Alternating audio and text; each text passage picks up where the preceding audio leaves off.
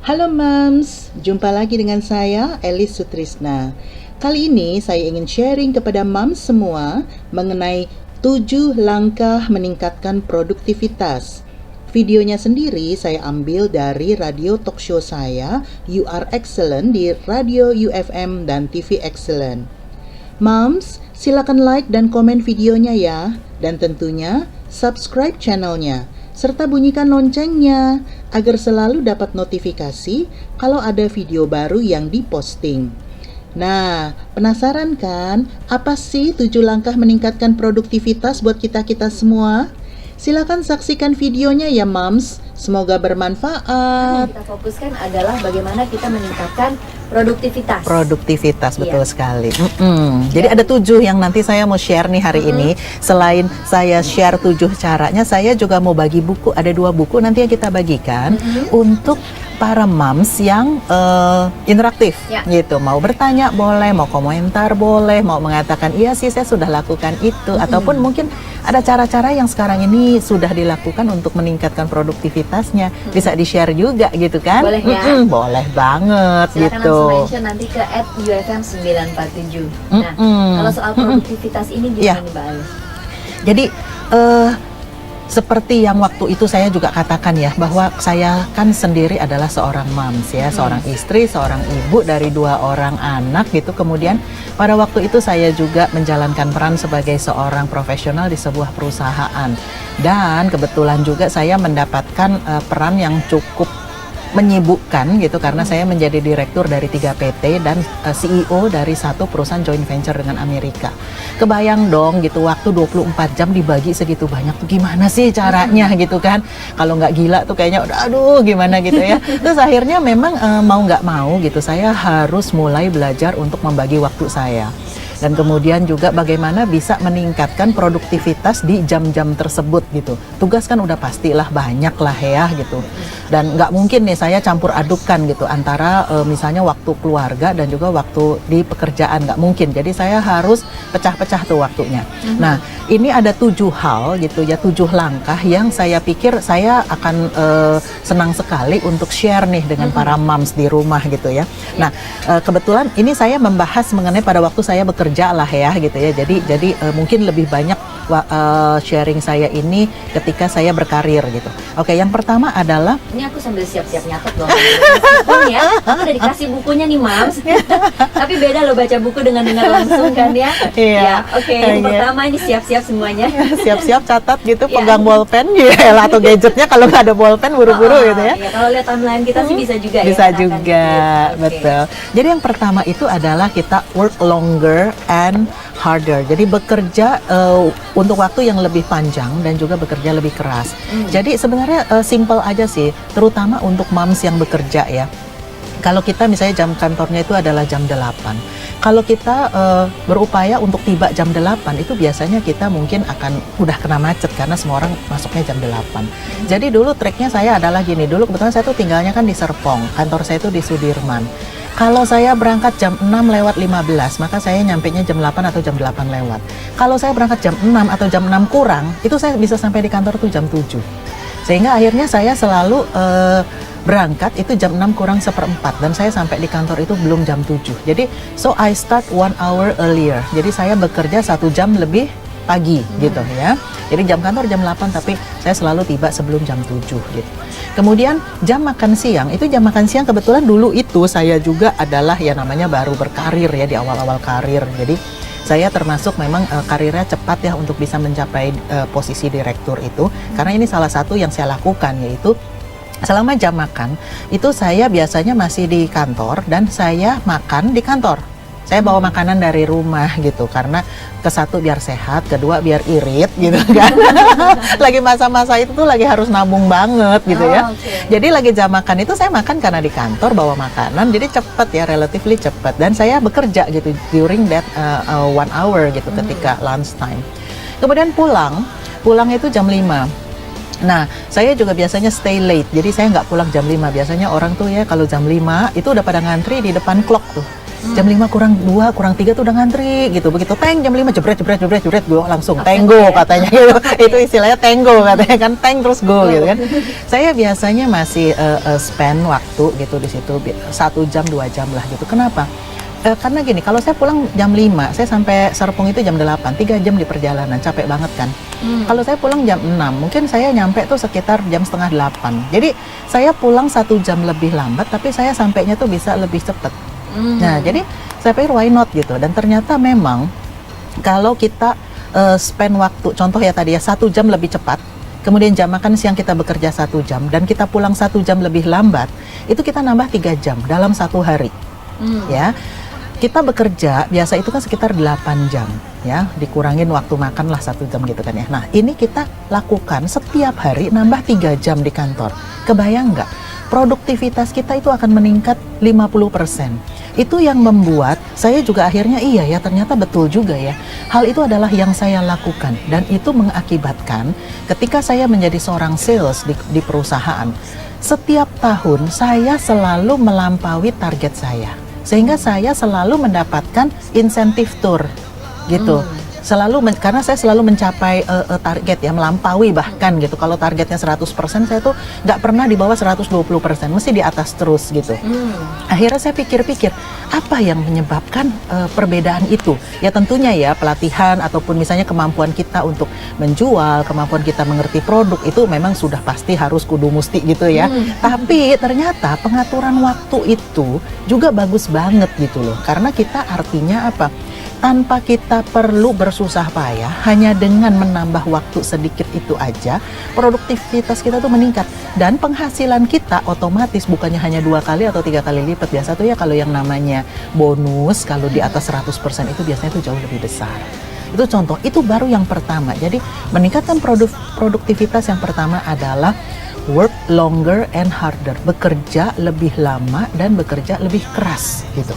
Di awal-awal karir kita, kalau kita belum terlalu sukses gitu ya, itu harus kudu mesti wajib dilakukan gitu. Kalau sudah sukses pun dilakukan, why not gitu. Karena apa? Itu menjadi satu kebiasaan baru. Yang kedua adalah work faster, tentu ya.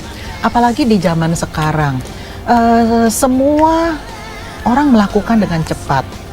Saya dulu bekerja di perusahaan IT, dan salah satu yang saya ingat betul itu yang dikatakan oleh Scott McNealy. Scott McNealy itu adalah yang menciptakan Sun Microsystems. Dia katakan bahwa network itu bekerjanya tuh seperti speed of light, jadi kecepatan cahaya. Jadi saya ingat banget pada waktu itu dikatakan bahwa kita itu bekerja di dunia IT. Perkembangan IT itu sedemikian pesat. Jadi kita kalau kerja pun harus cepat, karena gini, kalau kita misalnya dulu, terutama ketika saya menjadi seorang sales, hari ini saya menawarkan sesuatu, 6 bulan atau 1 tahun lagi itu produk sudah obsolete, sudah usang gitu. Jadi kita tuh harus belajar terus. Itu satu hal yang harus dipelajari. Yang kedua adalah juga melakukan kegiatan apapun. Jadi kalau saya menawarkan sesuatu produk ke sebuah perusahaan, dulu kebetulan karena saya nanganin itu ya perusahaan-perusahaan besar ya. Jadi dulu itu saya harus kalau menjual produk itu ya MM-an gitu ya. Jadi harus cepat closingnya gitu. Kalau nggak cepat closingnya keburu ganti lagi produknya gitu. Jadi kita kerja apa-apa tuh harus cepat. Sehingga akhirnya kita tuh terbiasa untuk bekerja cepat. Memang mungkin ada yang bilang gini, katanya kan ada ya pepatah mengatakan alon-alon asal kelakon. Ya mungkin alon-alon asal kelakon itu berlaku kalau kita nyetir. Betul. Kalau nyetir benar ya, pelan-pelan kita supaya kita selamat di perjalanan gitu. Tapi kalau dalam pekerjaan, Anda alon-alon asal kelakon, itu teman-teman Anda duluan gitu. Jadi kalau di dalam dunia pekerjaan, di dalam dunia bisnis, nggak bisa alon-alon asal kelakon. Saya sekarang ini lebih banyak sharing sebagai business coach. Jadi saya membimbing para pengusaha, para pemilik bisnis untuk bisa mengembangkan bisnisnya. Mereka sendiri merasakan, iya ya Bu, ya aduh ampun deh, kayaknya baru hari ini saya berpikir ini, tiba-tiba terus besok-besok orang-orang kok udah pada melaksanakan. Nah makanya saya bilang, jadi thinking only, cuman mikir doang, itu nggak akan membuat Anda maju gitu. Yang harus Anda lakukan untuk Anda maju adalah Anda melangkah. Demikian pun di dalam karir, di dalam bisnis itu begitu. Nggak bisa cuma mikir doang, cuma ngomong doang, berwacana, nggak bisa. Anda harus melakukan tindakan pertama, langkah pertama diambil. So you have to work faster. Jadi yang kedua itu adalah work faster. Nah, yang ketiga itu adalah work on higher value activities. Yang namanya higher value activities. Jadi kita mengerjakan tugas-tugas yang bernilai tinggi. Jadi sebetulnya gini, kita ketika list down tuh apa ya namanya, menuliskan ya, menjabarkan, menjabarkan apa sih yang harus kita lakukan setiap hari itu pasti deh ada hal-hal yang penting banget gitu, yang sangat crucial untuk kemajuan karir kita, untuk kemajuan bisnis kita, dan juga untuk membesarkan bisnis kita, contoh ya seperti itu. Nah, mana yang paling penting itu harus dikerjakan terlebih dahulu gitu. Kenapa? Karena biasanya kita itu sebagai manusia itu secara manusiawi, secara psikologis kita mau melakukan hal-hal yang mudah dulu, bukannya yang penting dulu. Kenapa? Kalau kita melakukan yang mudah kayaknya senang ya, kayaknya udah selesai, boleh aja gitu ya. Tapi jangan semua yang mudah-mudah yang kita lakukan, tapi akhirnya yang penting-penting tidak kita lakukan. Jangan. Kalau untuk balancing boleh aja, misalnya oke, lakukan satu hal penting gitu kan, oke, lakukan yang mudah, kemudian lakukan yang penting, lakukan yang mudah, misalnya, itu boleh aja. Tapi sebetulnya yang lebih bagus adalah kalau kita melakukan tugas-tugas yang menurut kita adalah high value activities ataupun pekerjaan yang bernilai tinggi untuk karir kita ataupun untuk bisnis kita. Contoh, kalau di dalam bisnis, hal yang paling penting untuk kita lakukan adalah kegiatan pemasaran, kegiatan marketing. Tanpa pelanggan, percuma kita punya produk bagus. Jadi setiap hari, setiap pagi, pikirkan bagaimana cara meningkatkan penjualan. Contoh ini kalau kita ngomongin mengenai mereka yang punya bisnis, bagaimana yang berkarir. Kalau misalnya dia adalah seorang accountant misalnya, setiap hari harus memikirkan bagaimana dia bisa menyelesaikan laporannya gitu kan, ataupun menginput gitu kan, menginput data-data yang memang dibutuhkan oleh perusahaan. Karena setiap orang itu memiliki pelanggan istilahnya ya. Pelanggan itu kan bisa pelanggan eksternal, kalau misalnya kita berjualan adalah pelanggan eksternal. Tapi kalau kita yang di dalam perusahaan, kita itu punya pelanggan internal. Pelanggan internal itu adalah next prosesnya kita, apapun itu gitu ya. Jadi kalau misalnya kayak Mbak Desi, pelanggannya adalah para moms yang di rumah ini gitu, yang mendengarkan, ataupun moms yang lagi di jalan, pokoknya yang lagi mendengarkan UFM, itu adalah pelanggannya Mbak Desi kan gitu ya.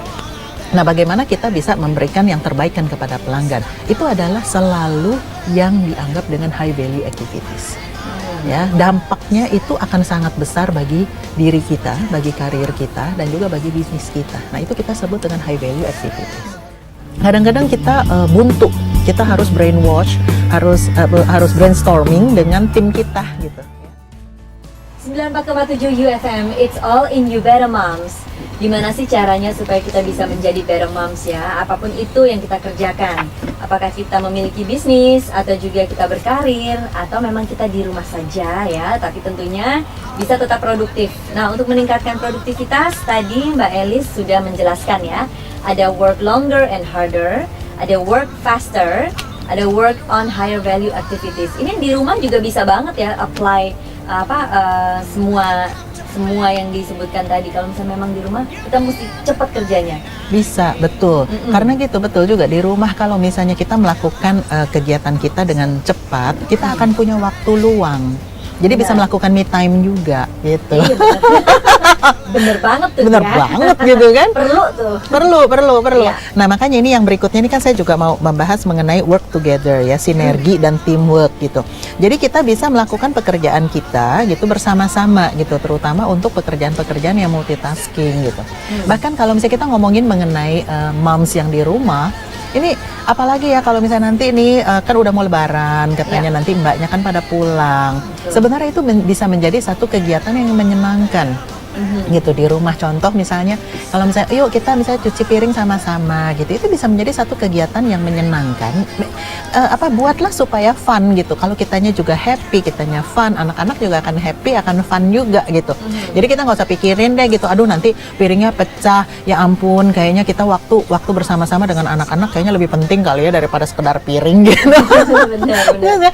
Anak-anak tuh seneng main air gitu. Misalnya kita bisa cuci piring sama-sama, misalnya oke lah, kita tahu tahu lah anak-anak mungkin kalau anaknya masih kecil banget gitu kan pasti nggak bersih, tapi sesuatu yang menyenangkan gitu bisa dilakukan gitu. Atau misalnya yuk kita nyapu sama-sama, ngepel sama-sama. Sebenarnya itu kita mengajarkan anak kita satu hal yang positif, kegiatan yang positif, sambil kita juga punya waktu kebersamaan dengan anak-anak. Saya banyak kok melihat ya keluarga-keluarga yang sudah melakukan itu bersama-sama gitu, dan itu buat mereka bukan satu tugas kayak chores gitu, kayak satu tugas yang berat gitu, bukan. Kayak jadi itu adalah memang kegiatan kebersamaan gitu. Terus jadi kita sambil ngajarin anak-anak, sambil meningkatkan juga kedekatan dengan keluarga gitu ya. Terus meringankan tugas kita juga, walaupun mungkin awal-awal kalau mereka belum bisa itu kayaknya aduh repot banget sih ngajarin gitu kan. Tapi setelah mereka bisa, mereka akan senang melakukannya. Ketika anak saya masih kecil ya, itu mereka usianya 6 dan 7 tahun, karena anak saya 2, yang satu yang laki-laki sekarang sih udah besar ya gitu, udah 23 tahun sekarang lagi kuliah di Jepang. Kalau yang kedua yang perempuan itu sekarang 21 tahun lagi kuliah di Australia. Tapi ketika mereka masih kecil pada waktu itu mereka baru sekitar 6 dan 8 tahun gitu. Ketika itu lagi lebaran, jadi memang kan saya biasanya memberikan cuti 2 minggu kepada mbak-mbaknya gitu ya. Nah, saya juga biasanya cuti. Nah, cuma karena ada satu hal penting, saya harus pergi ke kantor. Jadi saya bilang sama anak-anak saya, Mami harus pergi ya ke kantor. Kalau papinya udah pastilah waktu itu memang nggak cuti gitu kan. Akhirnya saya bilang gini, saya siapkan makanan untuk mereka, jadi makan pagi, siang gitu ya, karena saya bilang saya akan pergi mungkin kembalinya kira-kira jam 2 gitu, jam 3 gitu lah ya. Dan saya pada waktu itu pergi sekitar jam 9. Lalu kemudian saya siapkan di meja, saya bilang ini kalau mau makan ya ini ada roti di sini, ini ada nasi, ada lauknya. Saya udah siapkan di meja, saya tutup gitu, kemudian udah ada piringnya. Kemudian saya bilang kalian di kamar aja ya, nah gitu, kalian ini mau nonton, mau main game gitu, mau tidur gitu semua. Jadi tapi mereka sudah selesai mandi dan lain sebagainya. Kemudian udah saya pergi. Kemudian ketika saya pulang lucu nih. Terus saya tanya gimana? Oh ya udah makan. Oh ya saya lihat oh ya mereka udah makan. Kemudian gitu. Mam, katanya tadi aku nyapu loh. Katanya oh ya really gitu kan. Terus saya lihat oh iya benar ada sapu gitu ya kan. Cuman kan nggak kelihatan lah ya disapu maksudnya disapu atau tidak, karena kan dalam artian memang rumah ditinggalkan dalam keadaan bersih rapi. Tapi itu ketika mereka mengatakan, "Mam, aku tadi nyapu loh, Mam." Kayaknya senang banget gitu. Terus bilang, "Oh iya ya," gitu. Bersih ya gitu. Dan akhirnya apa? Sekarang nih anak saya dua-duanya gitu, mereka tuh sudah terbiasa bekerja sambil ngajarin anak-anak, sambil kita juga ada kebersamaan tadi yang saya bilang, dan tentunya kita juga bisa lebih produktif. Tapi intinya sih work together ini kalau misalnya di perusahaan, kalau kita ngomongin mengenai ketika kita berkarir gitu, work together itu kita bekerja dengan kolega kita, dengan rekan kerja kita. Kadang-kadang ada pekerjaan yang memang akan sangat baik kalau kita kerjakan bersama-sama gitu ya. Jadi tergantung dari tipe pekerjaan kita. Di dalam bisnis apalagi, di dalam bisnis kalau misalnya kita sebagai pemilik bisnis, kita bisa melakukan pekerjaan bersama-sama. Contoh ketika kita membuat planning, membuat perencanaan kerja. Kadang-kadang kita buntu. Kita harus brainwash, harus brainstorming dengan tim kita gitu ya. Kemudian kita juga misalnya dalam hal produksi, kadang-kadang juga akan menyenangkan kalau kita bisa bekerja dalam tim gitu. Itu yang keempat ya, work together. Yang kelima adalah do things that you are better at. Nah, ketika kita bekerja dalam tim tadi, kita harus pilah-pilah pekerjaannya, apa sih yang harus dilakukan, tugas-tugasnya itu kita jabarkan lagi, kita tuliskan lagi. Kemudian kita bagi tugas. Ketika kita membagi tugas, kita harus memperhatikan keahliannya masing-masing, kelebihannya masing-masing. Itu dulu dibagi. Nanti baru kalau misalnya ada tugas-tugas yang lain, baru kita bagi berdasarkan apa yang tersisa dari pekerjaan itu. Tapi yang pertama adalah kita bagikan pekerjaan berdasarkan keahlian masing-masing. Kenapa? Kalau seseorang memang sangat baik di dalam hal komunikasi, berarti kita akan memberikan mereka tugas yang berhubungan dengan kemampuan dia, yaitu berkomunikasi. Kalau ada orang yang memang sangat teliti dengan angka, tentunya kita berikan tugas yang berhubungan dengan angka, karena memang dia telitinya di situ gitu contohnya ya, dan lain sebagainya. Karena kalau kita tidak melakukan itu, yang terjadi adalah kekacauan, chaos ya. Saya punya klien satu waktu itu. Jadi dia memiliki satu produksi ya, saya nggak sebutin nama perusahaannya, nggak sebutin nama produknya, takutnya nanti ya mendengarkan gitu ya di acara ini. Nah, Jadi pada waktu dia datang itu pertama dia bilang gini, aduh katanya dia bilang ini di tempat kami ini produksi dan penjualan itu kacau sekali katanya dia bilang. Jadi gimana? Nah kemudian akhirnya kita lakukan sedikit tes ya. Jadi memang kalau mereka yang akan di coaching oleh saya itu biasanya kita lakukan tes dulu gitu ya. Nah kemudian kita lihat ternyata ada kesalahan penempatan posisi pada waktu itu. Jadi akhirnya kita adakan sedikit rotasi ya, sedikit rotasi, dan selama 1 minggu itu yang kita lakukan adalah kita memberikan pelatihan kepada orang-orang yang baru dirotasi ini karena tipe pekerjaannya kan jadinya berbeda gitu ya. Dan ternyata akhirnya tadinya misalnya ada 1 orang itu ditaruh di bagian administrasi, ternyata dia memang kemampuannya lebih bagus untuk menjual, jadi dia ditaruh di depan. Kemudian justru ada yang juga yang harusnya dia lebih teliti gitu, sekarang ini dijadikan frontman gitu loh, ya nggak cocok. Jadi ada sedikit rotasi. Dalam 2 minggu itu penjualan meningkat dan juga hasil produksi menjadi jauh lebih baik, cuma ngerubah sedikit ini aja. Jadi adjustment. Jadi hanya dengan do things that you are better at gitu. Jadi hanya dengan mengubah pekerjaan yang memang sesuai dengan keahlian orang tersebut gitu. Hanya begitu aja gitu. Jadi bayangkan Mams, kalau Mams melakukan pekerjaan yang memang Mams better at, kemudian nanti ada hal yang lain yang memang kalau misalnya kita punya tim, nah kita bagi dengan tim kita sesuai dengan kemampuannya masing-masing. Apakah kita bisa mempelajari hal yang tidak kita mahir, kemudian 1 hari kita mahir? Bisa. Apakah kita boleh melakukan pekerjaan yang kita saat ini tidak mahir karena kita tidak punya orang? Bisa juga gitu ya. Jadi itu bukan mengatakan harus kayak rumus mati, tidak ya, disesuaikan dengan kondisi dan keadaan saat ini gitu ya. Tapi akan lebih efisien, akan lebih efektif, dan akan lebih produktif kalau kita melakukan pekerjaan di mana kita mahir, karena kita akan bisa melakukannya dengan lebih cepat dan kita melakukannya dengan lebih mudah. Jadi segala sesuatu memang kita bisa pelajari. Saya selalu katakan dari waktu itu juga bahwa apakah kita bisa mempelajari sesuatu yang kita saat ini tidak mampu? Yes. All skills are learnable. Semua keahlian itu bisa dipelajari. Tapi kita akan lebih mudah, lebih cepat mempelajari hal-hal yang memang kita berbakat, kita ahli di situ. Gitu. Kita akan lebih cepat belajarnya. Ketika kita melihat satu pekerjaan, kita tuh harus lihat apakah pekerjaan ini harus dikerjakan sekarang atau dikerjakan nanti, dan kalau nanti itu bagaimana gitu ya, jam berapa gitu ya, kita tulisin gitu kan, kita kasih itu, dikasih sticky notes ataupun kita kasih kertas di. Yang keenam ya, sekarang kita ngomongin mengenai bunch your task. Jadi kita bisa melakukan tugas-tugas yang mirip, yang serupa pada waktu yang bersamaan.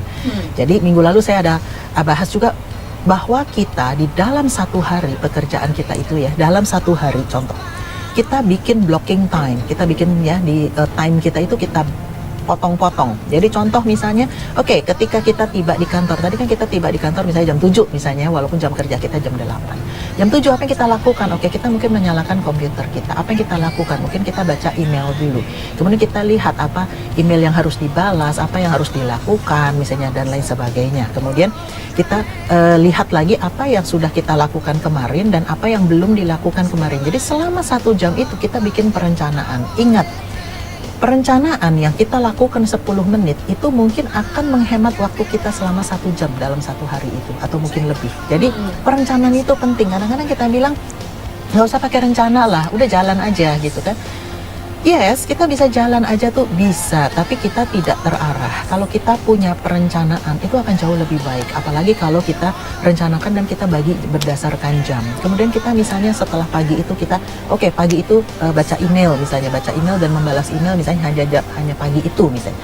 Setelah itu apa? Oh, kita akan membuat proposal misalkan. Oh, kemudian kita ada meeting.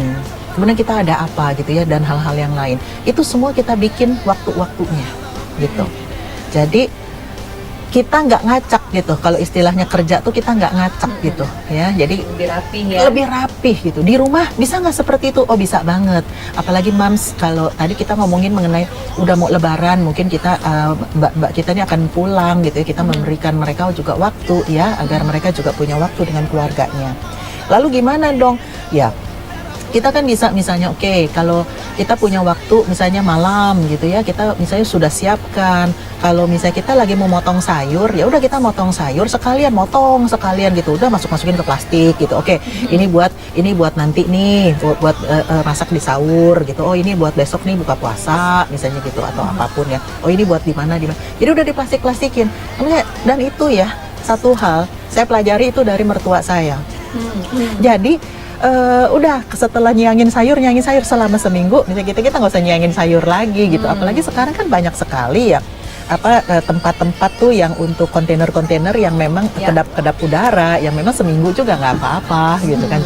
Ini contoh ya. Itu contoh pekerjaan yang bisa kita jadikan satu misalkan. Itu berarti planningnya mesti bener ya. Iya. Nah, dan juga skala prioritas juga, karena seperti tadi kalau misalnya kita work faster, justru kita bisa lebih santai di kemudian hari ya. Banyak orang pusingnya dari Senin aja. Selasa Rabu udah nggak pusing potong-potong tuh ya. Betul. Ketika kita melihat satu pekerjaan, kita tuh harus lihat apakah pekerjaan ini harus dikerjakan sekarang atau dikerjakan nanti, dan kalau nanti itu bagaimana gitu ya, jam berapa gitu. Kita tulisin gitu, kita kasih sticky notes ataupun kita kasih kertas di stapler. Kemudian kita juga punya beberapa ini nanti mungkin kita bisa pelajari ini ya mengenai time management nanti ya. Nah, itu nanti kita taruh tuh di rak yang berbeda-beda gitu. Kemudian ada yang kita harus misalnya delegasikan. Oke, kita langsung tulis tuh, delegasikan namanya ke siapa gitu kan, apa yang harus dilakukan gitu, di disposisi gitu misalnya. Lalu kemudian ada pekerjaan yang memang kayaknya ini nggak penting gitu. Kadang-kadang ada hal-hal yang semua hal kan kadang-kadang kita mau kerjakan, padahal itu mungkin nggak penting, nggak usah dikerjakan juga nggak apa-apa, nggak ada dampak apa-apa. Email pun kadang-kadang seperti itu gitu.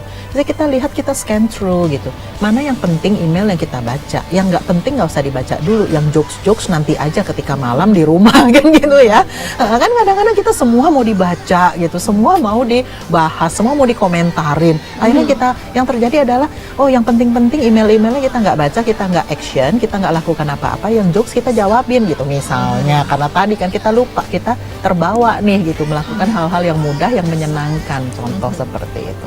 Yang ketujuh itu adalah nah ini hal-hal yang tadi saya bilang yang nggak penting gitu ya, kita simplify ataupun kita konsolidasi atau bahkan kita eliminir ya aktivitas-aktivitas yang bernilai rendah. Jadi simplify, consolidate, eliminate low value activities. Jadi hentikan moms dan Anda yang berkarir ataupun Anda yang berbisnis, hentikan semua tugas-tugas atau kegiatan-kegiatan yang bernilai rendah. Apalagi kalau Anda saat ini sedang merasa bahwa Anda sangat-sangat overwhelmed gitu dengan waktu Anda. Anda kayaknya, aduh gue setengah mati banget dengan waktu gue gitu kan. Kalau Anda sekarang sudah santai, sudah memang it's okay dengan time, ya nggak apa-apa gitu. Saya nggak mengatakan, nggak boleh ya ngerumpi, nggak boleh ya jokes gitu. Enggak ya, boleh, namanya juga kita manusia. Tapi kalau Anda saat ini mengatakan bahwa, aduh gila deh gue kayaknya waktu gue ini nggak ada gitu, gue sibuk banget gitu. Nah, kalau Anda dalam kondisi seperti itu, Anda harus tegas, Anda harus firm gitu, dengan mengatakan bahwa oke, hal ini tidak akan saya lakukan dulu, nanti aja kalau saya memang sudah punya waktu. Mungkin Anda selama 1 minggu atau 2 minggu ini harus benar-benar fokus kepada tugas-tugas atau kegiatan-kegiatan yang memang betul-betul penting buat Anda, dan Anda membuang ya, mengeliminir tugas-tugas ataupun kegiatan-kegiatan yang nggak penting gitu dulu. Jadi fokus dulu. Nanti kalau Anda sudah berhasil sort out ya, sudah berhasil membuat waktu Anda lebih terstruktur, lebih rapi, lebih terencana, baru punya waktu tadi itu yang me time lah gitu kan, yang tadi mau ngerumpi, mau jokes, mau apapun itu boleh gitu. Ya, tetap ada me time, tetap ada waktu untuk kongko-kongko, tapi memang harus diprioritaskan ya. Ya, yang gitu. dulu. Penting-penting dulu, apalagi kalau misalnya Anda sekarang ini sedang berkarir. Sekarang ini memang akan semakin challenging ya, baik Anda yang di dunia karir maupun di dunia bisnis. Ingat, kita tidak bisa berharap bahwa situasi akan semakin mudah, tapi kita harus terus berupaya agar kita menjadi lebih baik gitu. Jadi makanya setiap hari Senin pagi jam 7 sampai jam 8 ada di 94,7 UFM. Karena kita akan ada pembahasan mengenai bagaimana Anda bisa menjadi lebih excellent di dalam acara You Are Excellent Moms. Itu dia. Mbak Elis, terima kasih banget udah sharing di sini di Your Excellent pagi hari ini. Kita ketemu lagi di hari Senin depan. Senin depan. Seperti yang biasa saya bilang, kalau 1 jam tuh nggak cukup ya. Nggak Benar-benar cukup. butuh 3 jam. Yes. Minggu depan kita mau ngomongin mengenai itu, achieving balance in life. Bagaimana, bagaimana kita bisa mencapai keseimbangan di dalam hidup tadi itu, bagaimana waktu keluarga dan waktu kita berkarir ataupun berbisnis. Itu yang penting. Penting banget. Karena kadang-kadang kalau misalnya kita sibuk dengan bisnis atau karir, banyak yang dipertanyakan keluarganya gimana.